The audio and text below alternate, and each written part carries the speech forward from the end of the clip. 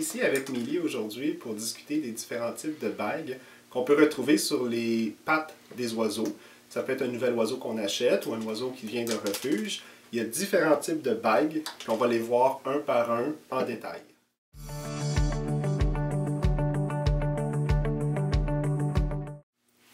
Parmi les différents types de bagues qu'on retrouve, la première qu'on va discuter, c'est la bague fermée. Donc, c'est une bague d'élevage qui est installée chez le jeune oiseau à un très jeune âge.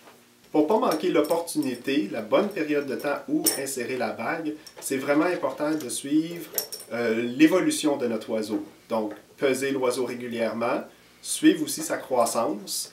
Puis, habituellement, la bague elle va être installée juste avant la période, ce qu'on appelle en anglais le pin feather stage, qui est la période juste avant l'émergence du plumage. Un tel suivi est plus facile à faire si l'oiseau est dans un contexte de pouponnière. Donc si c'est un élevage à la main, si l'oiseau est près de nous dans une pouponnière, on a un suivi régulier à tous les jours, donc c'est plus difficile de manquer l'opportunité de le baguer. Si par contre on est dans un contexte où l'oiseau est élevé au nid par les parents, c'est vraiment beaucoup plus important d'écrire la date d'éclosion de l'oiseau pour être sûr de ne pas manquer l'opportunité d'aller le baguer au nid, même si après il va être nourri par les parents. Physiologiquement, la raison pour laquelle les pieds vont croître si rapidement, c'est que l'oiseau va avoir besoin d'un bon ballon pour supporter l'énorme jabot qu'il va avoir à ce moment de sa croissance. L'information qui est inscrite sur la bague est vraiment très importante, puis on va en discuter un petit peu plus tard, mais il faut toujours prendre en considération la santé et le bien-être de l'oiseau. Donc, si la patte, on a manqué l'opportunité d'insérer la bague, mieux vaut tout simplement laisser faire que de forcer la bague à rentrer et causer de la douleur à l'oiseau.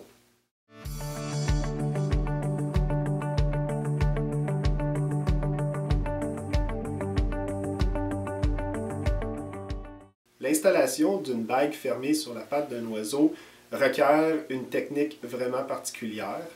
C'est donc vraiment important pour un éleveur d'aller chercher la connaissance, la technique auprès d'un vétérinaire aviaire ou d'un autre collègue qui a l'expérience du bagage des oiseaux.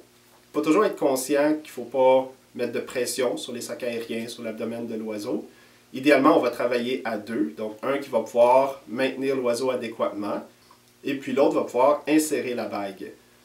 Si on est bien, on a une bonne technique, on est habitué, on a l'expérience de travailler avec les oiseaux en pouponnière, et surtout sur les plus petites espèces, c'est beaucoup plus simple, on peut travailler seul, mais il faut avoir la bonne technique. Avec une manipulation adéquate, on va pouvoir aller chercher les 3 doigts les plus longs de l'oiseau pour insérer la bague. La technique, c'est sûr qu'il faut faire attention pour ne pas mettre de pression sur le corps de l'oiseau, sur les sacs aériens, l'abdomen. Faire aussi attention au jabot, parce que surtout si c'est un oiseau qui est dans le nid, qui est nourri par les parents, le jabot va pratiquement être tout le temps plein, donc il ne faut pas faire de pression dessus.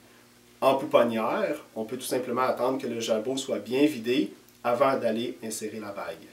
Si malheureusement on a attendu un petit peu trop longtemps avant d'insérer la bague, ça peut être un petit peu serré. On peut utiliser des produits comme la vitamine E, la lanoline, pour faciliter là, que ça glisse mieux pour entrer la bague. Mais il faut faire attention, après avoir inséré la bague, de bien essuyer la patte de l'oiseau pour pas que le corps gras se retrouve sur le plumage de l'oiseau et qui pourrait causer un dommage à la plume. Pour déterminer la bonne grandeur de bague à insérer à un oiseau, il existe des guides qui sont fournis par les fabricants de bagues. Ça va servir de référence, donc chaque espèce va être indiquée avec les grandeurs de bagues moyennes qu'on pourrait dire, mais il ne faut pas oublier qu'à l'intérieur d'une même espèce, il y a plusieurs grandeurs d'individus, donc chaque oiseau est différent. Malgré les listes de références qui existent, les guides qu'on utilise pour les grandeurs de chaque espèce, c'est important aussi pour l'éleveur d'écrire, de garder en note, en référence, les grandeurs de bague qu'il utilise pour ses propres oiseaux de son élevage. Parce que chaque individu est différent et chaque élevage est différent. Donc la génétique va varier d'un individu à l'autre, mais aussi d'un élevage à l'autre. Donc ça peut servir de référence future. Dans un cas particulier, si l'éleveur vient à douter de la grandeur de bague à utiliser pour l'oiseau, c'est possible de mettre une bague différente, de grandeur différente sur chacune des pattes de l'oiseau Et éventuellement, quand l'oiseau va avoir atteint sa grandeur maximale, on peut couper la bague qui ne correspond pas à la bonne grandeur. Comme c'est impossible de revenir en arrière si on a manqué l'opportunité, c'est beaucoup mieux de mettre 2 bagues dans l'éventualité peut-être en couper une si elle est trop grande. Parce que l'information inscrite sur la bague est tellement importante, a tellement de valeur, c'est pas comparable au coût, à l'investissement d'avoir des bagues personnalisées. On a discuté de l'importance d'être opportuniste, donc d'installer la bague au bon moment. C'est aussi très important de mentionner que si on a manqué cette opportunité-là, de ne pas choisir une bague de grandeur supérieure pour être capable de l'insérer. Ce qu'on considère une bague trop grande, évidemment, c'est une bague qui va dépasser la jointure de la patte de l'oiseau.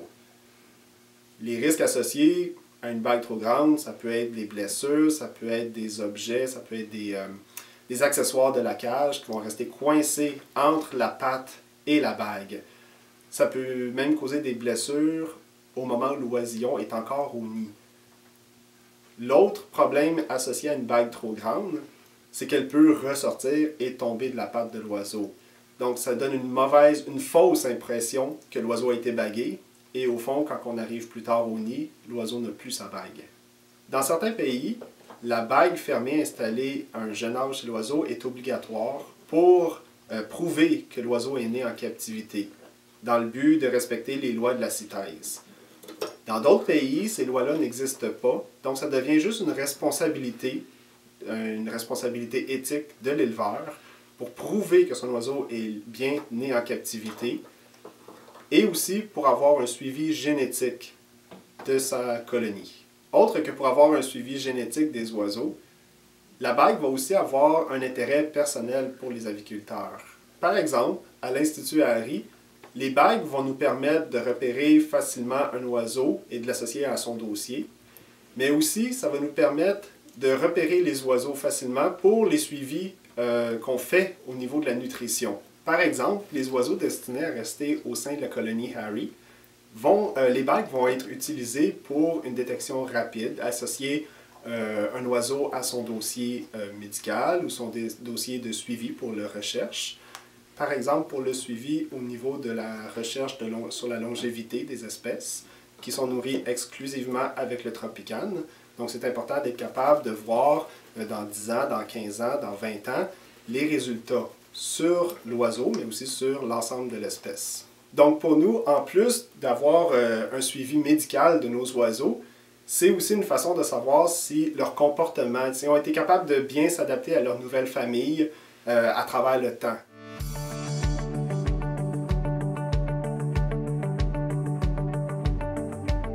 Quand vient le temps de choisir ou d'acheter une bague ou un type de bague pour nos oiseaux, le matériel choisi va être vraiment important aussi. On peut en discuter avec le vendeur, justement, qui va pouvoir mieux conseiller. C'est possible d'utiliser un matériel beaucoup plus léger pour la bague chez les petites espèces d'oiseaux, surtout comme les becs droits, les passereaux, les canaris, les pinsons et même les petites perruches ondulées.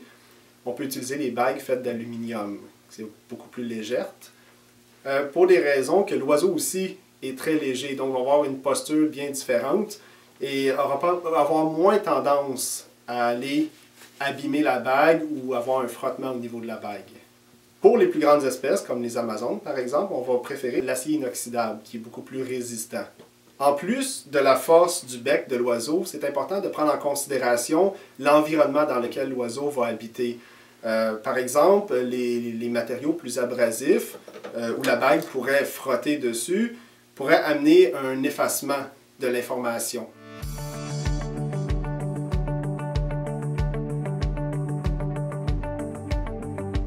Sur les bagues, il est possible de retrouver plusieurs informations différentes. Ça peut varier d'un éleveur à l'autre.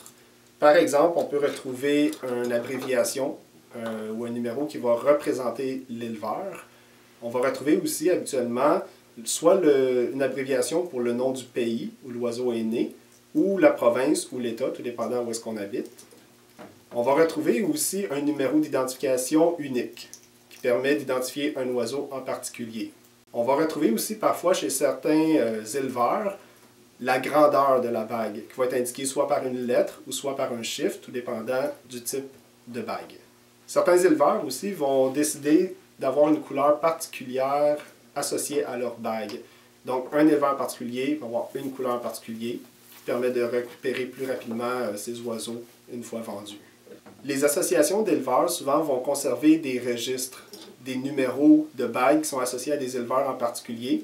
Ça permet aux gens qui achètent ces oiseaux-là éventuellement de repérer l'éleveur plus facilement pour avoir des informations. Des fois, au bout de quelques années, on veut savoir comment l'oiseau était à la naissance, ou au niveau de sa santé, au niveau de sa génétique. Ou aussi pour partager l'information entre éleveurs. Donc, des fois, il y a des échanges qui se font pour varier la génétique au sein d'un élevage. Un oiseau muni d'une bague fermée, ça a un avantage aussi au niveau de la garantie. Donc, c'est plus facile pour un éleveur d'offrir une garantie sur son oiseau après la vente, parce que c'est plus facile pour lui de prouver que l'oiseau en question provient de son élevage. Une bague fermée peut aussi faciliter grandement le voyage de son oiseau d'un État à l'autre, d'un pays à l'autre ou d'une province à l'autre. Ça rend aussi l'information plus facile à repérer. Donc, si on a besoin à une frontière de prouver que l'oiseau est né en captivité, ou si on a besoin de savoir à quand remontent ses derniers examens de santé, c'est beaucoup plus simple de faire un suivi avec la bague qui va correspondre à un dossier. En cas de perte ou de vol de son oiseau, c'est aussi beaucoup plus facile de prouver que l'oiseau nous appartient s'il est muni d'une bague fermée. Il est possible au courant de la vie de l'oiseau que celui-ci est plus qu'une famille, donc toutes sortes d'événements peuvent arriver dans la vie. Si l'oiseau devait changer de propriétaire ou changer de famille, le fait d'avoir une bague à la patte permet d'avoir un suivi, tant au niveau de la santé, au niveau de la génétique, mais aussi de son histoire.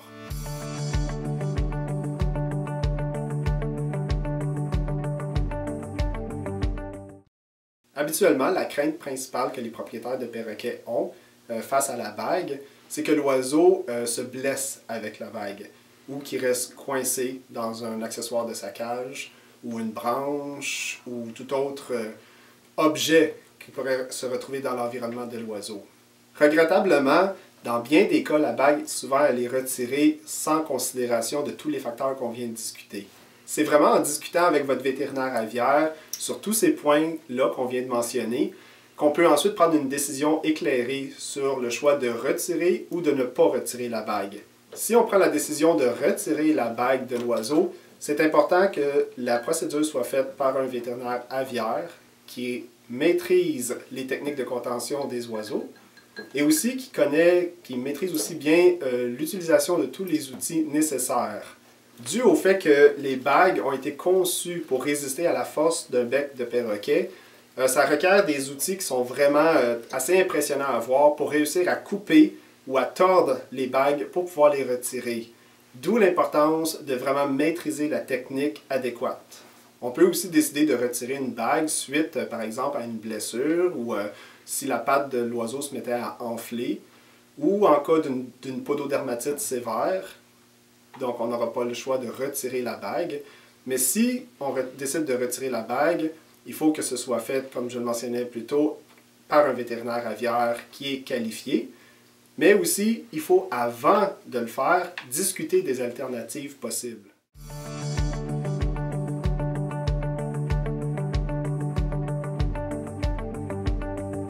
On va maintenant discuter d'un autre type de bague, qui est la bague ouverte. Avant de commencer, c'est important de mentionner qu'il y a une différence entre la bague ouverte et la bague ouverte munie d'une vis. Ce type de bague à vis, principalement vu en Europe, beaucoup plus rare ici en Amérique. Et il ne faut pas les confondre avec les bagues fermées d'élevage. Une fois que l'oisillon a atteint un stade de vie où les pattes ont terminé de grandir, de grossir, il est toujours possible de pouvoir l'identifier avec une bague ouverte, munie d'une vis ou non, mais celle-ci n'aura pas la même signification que la bague fermée. De plus, il est possible d'installer une bague ouverte sur un oiseau, sur la patte d'un oiseau, tout au long de sa vie. L'information qu'on retrouve donc sur une bague ouverte, avec une vis ou non, va être très différente. Ça peut servir par exemple pour une simple identification d'un oiseau. Ça peut servir aussi pour les oiseaux importés. donc un suivi de quarantaine par exemple.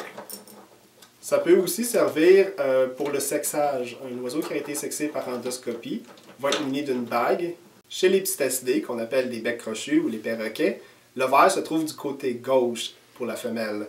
Donc c'est pour ça que la bague de sexage par endoscopie, il a été décidé internationalement qu'elle serait située du côté gauche pour une identification plus rapide.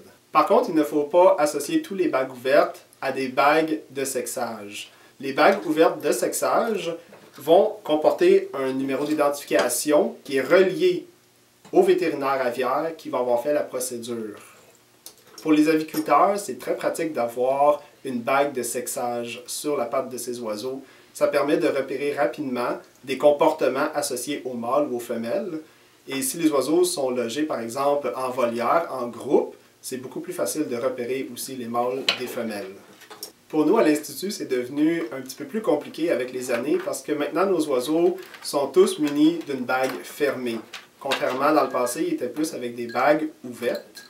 Donc, quand ils sont, par exemple, à un stade juvénile, ils sont tous logés ensemble. C'est beaucoup plus difficile de repérer rapidement nos mâles et nos femelles. Donc, il faut vraiment prendre le temps de voir le numéro d'identité sur la bague pour aller voir ensuite dans le dossier s'il s'agit d'un mâle ou d'une femelle. Donc, la bague ouverte de sexage a l'avantage de repérer rapidement des comportements qui peuvent être associés à des mâles ou à des femelles, mais aussi des comportements qu'on va attribuer à des problèmes de santé spécifiques à un sexe. Au niveau des bagues ouvertes de quarantaine, le numéro ou l'identité qu'on retrouve sur la bague va être différent. Il va être associé à une année de quarantaine, mais aussi à un lieu de quarantaine. Il est possible de voir ces informations-là au niveau gouvernemental, au niveau des douanes.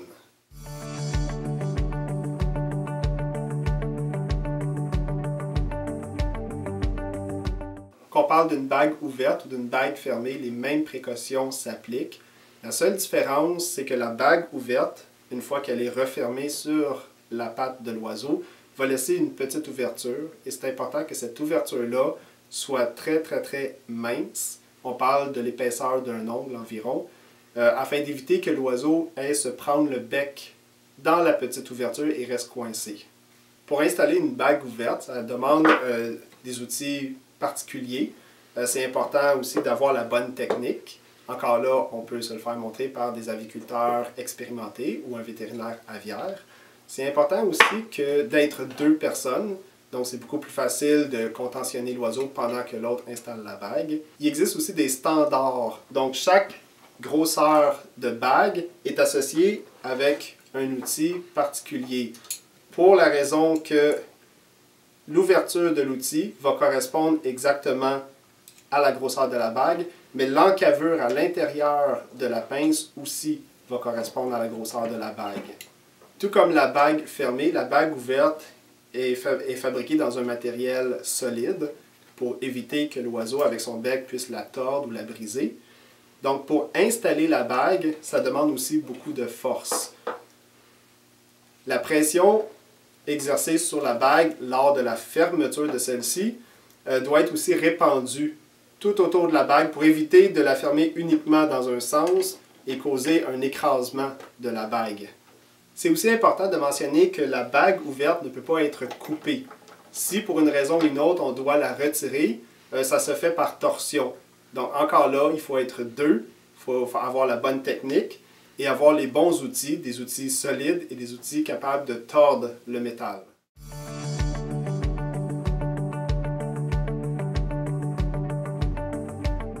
Un autre type de bague qu'on peut voir, c'est les bagues d'identification de couleur. C'est des bagues temporaires que les éleveurs souvent vont installer sur les pattes de leurs oiseaux pour identifier rapidement des individus ou les mâles ou les femelles.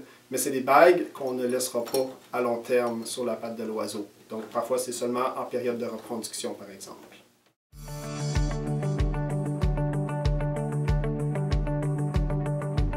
Donc retirer l'identité de l'oiseau peut être remplacé par l'alternative qui est la micropuce. L'insertion de ce type d'implant doit absolument être fait par un vétérinaire aviaire qui va aussi certifier que la bague qui a été retirée va correspondre au nouvel implant inséré dans le muscle pectoral de l'oiseau. Bien que la micropuce soit une alternative intéressante pour l'identification permanente des perroquets, il y a quand même des considérations à prendre en compte. Bien que les micropuces soient sécuritaires pour les oiseaux, il faut considérer que c'est implanté à l'intérieur du muscle pectoral. Donc, ça peut causer parfois un inconfort temporaire chez certains individus. Malgré que ce soit peu fréquent, l'inconfort temporaire peut causer chez certains individus une mutilation ou une destruction du plumage autour du lieu d'implantation. Le développement du muscle pectoral est vraiment important chez l'oiseau pour pouvoir accepter un implant de ce genre, puisque la puce doit être insérée assez profondément, advenant le cas que l'oiseau viendrait à tomber au sol. On peut penser par exemple à un oiseau qui a eu une taille des plumes de vol trop sévère ou même une taille de plumes acceptable, régulière. S'il venait à tomber au sol, le choc pourrait complètement briser l'implant et causer de la douleur évidemment. Bien que la micropuce soit une identification permanente, c'est important de considérer que les décodeurs pour les lire, du moins ici en Amérique du Nord, il y a eu beaucoup de compagnies qui ont disparu, qui ont fait faillite. Il y en a des nouvelles qui sont venues sur le marché. Et une puce à l'autre, les décodeurs peuvent être différents. Donc, un décodeur ne va pas nécessairement décoder l'identification de chacune des marques de puces. Étant donné que les décodeurs ne sont pas nécessairement universels et qu'ils sont aussi assez dispendieux, ce n'est pas toutes les cliniques vétérinaires ni tous les services frontaliers, les douanes, qui vont se munir d'un appareil de ce genre qui va être universel. Sans oublier les refuges ou les aviculteurs qui ont des moyens souvent qui sont des moyens financiers qui sont plus restreints, vont avoir encore moins accès à ces appareils. Pour un oiseau manipulable comme Millie, c'est assez simple de détecter une micropuce, puisqu'on peut approcher l'appareil, le détecteur, assez près. Mais pour un oiseau qui est plus, disons, sauvage ou un oiseau qui vit en volière, c'est beaucoup plus difficile parce que la longueur d'onde pour capter la micropuce, elle est quand même courte. Donc, il faut toujours être près de l'oiseau pour détecter la puce. Malheureusement, à ce jour, les informations contenues sur la micropuce pour les oiseaux se limitent à un numéro de référence. Donc, c'est au propriétaire de l'oiseau à s'enregistrer auprès de la compagnie avec laquelle il fait affaire pour donner ses informations personnelles reliées au numéro d'identification de la bague. Advenant la perte ou le vol de notre oiseau, c'est donc possible de relier le numéro de la puce, de la micropuce, à son propriétaire. Cependant, il faut que la personne qui retrouve l'oiseau ou le vétérinaire qui va voir l'oiseau en consultation prenne le temps de détecter à l'aide d'un appareil la micropuce. Puisqu'elle n'est pas visible, c'est donc impossible de savoir si l'oiseau est micropucé ou non. On espère que dans le futur, avec l'innovation de la technologie, il soit possible éventuellement de pouvoir avoir plus d'informations implantées dans la micropuce. On pourrait par exemple avoir l'information médicale de notre oiseau ou l'historique génétique, la provenance. Ce serait aussi bien que la technologie soit plus uniformisée, donc plus universelle, au moins à l'intérieur d'un même pays. C'est pour cette raison qu'il est important que la communauté aviaire, la communauté des vétérinaires aviaires, les aviculteurs, les propriétaires de perroquets prennent le temps de s'asseoir ensemble, de discuter à travers les médias sociaux, à travers les clubs, les associations d'éleveurs, de ces enjeux. C'est à force d'en discuter qu'on va pouvoir éventuellement apporter une universalité de cette technologie.